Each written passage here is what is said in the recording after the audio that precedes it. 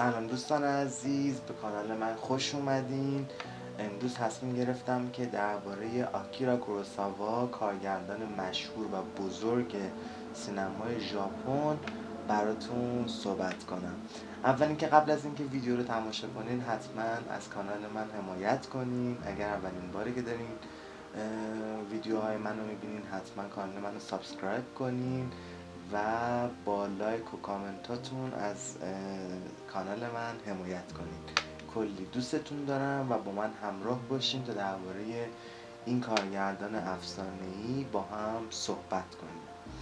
کوروساوا در سال 1910 در ژاپن به دنیا میاد و در طول حیات زندگیش 30 فیلم میسازه. شاید یکی از مشهورترین فیلم هایی که خیلی ها شنیدن و دوستش داشتن 7 سامورایی باشه و در کل میشه گفتش که کوروساوا یکی از بزرگترین کارگردانان نه تنها ژاپن بلکه جهان هست و میشه کنار برگمان، کنار آنتونیونی و کنار خیلی از فیلمسازان بین‌المللی و خارجی زبان مهم و تاثیرگذار دونستش.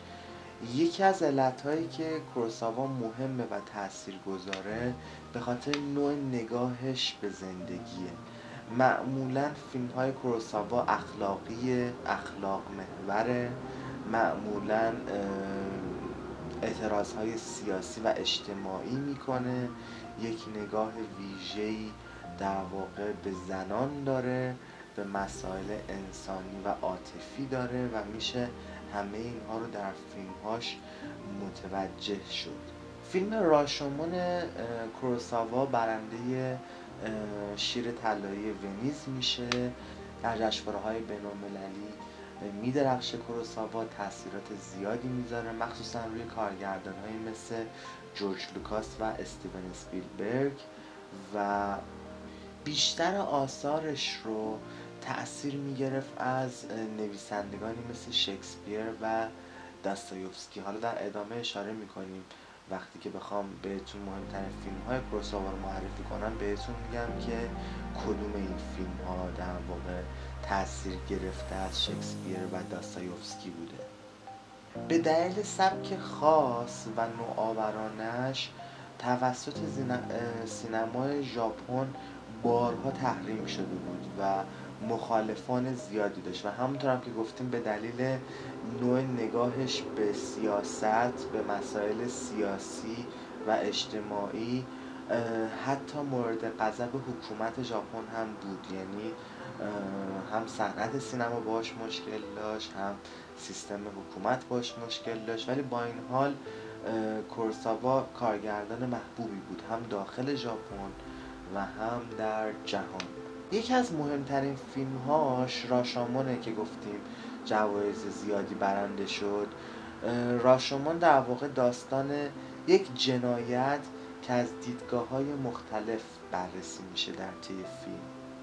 یکی از معروفترین فیلماش که گفتیم همون اول ویدیو 7 ساموراییه که داستان سامورایی هایی رو روایت میکنه که از دهکده‌شون، از روستاشون در مقابل راهزنا دفاع میکنن. فیلم آشوبش که بر اساس یکی از نمایشنامه‌های شکسپیر هست به اسم شاه لیر و یوجینبو هم که بر اساس یکی از رمان‌های داستایوفسکی ساخته شده. یکی از جذابترین فیلم هایی که پیشنهاد میکنم از کوروساوا ببینین فیلم ریش قرمز هست. فیلمی بسیار عمیق، فلسفی و زیبا که در اون ما داستان عشق رو میبینیم، داستان حمایت رو میبینیم و بسیار مفاهیم عمیق دوستی، محبت و عشق رو به ما نشون میده. اینکه چقدر همه ما انسان ها قابلیت اینو داریم که تغییر کنیم و تبدیل به آدم های بهتری بشیم.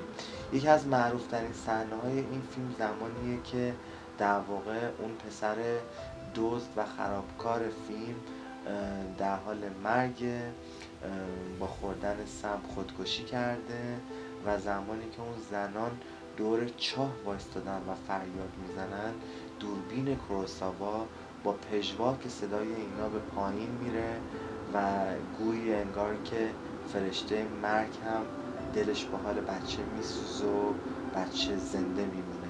رسمی قدیمی و سنتی در ژاپن که اعتقاد داشتن اگر در چاه فریاد بزنن میتونن مرده رو برگردونن.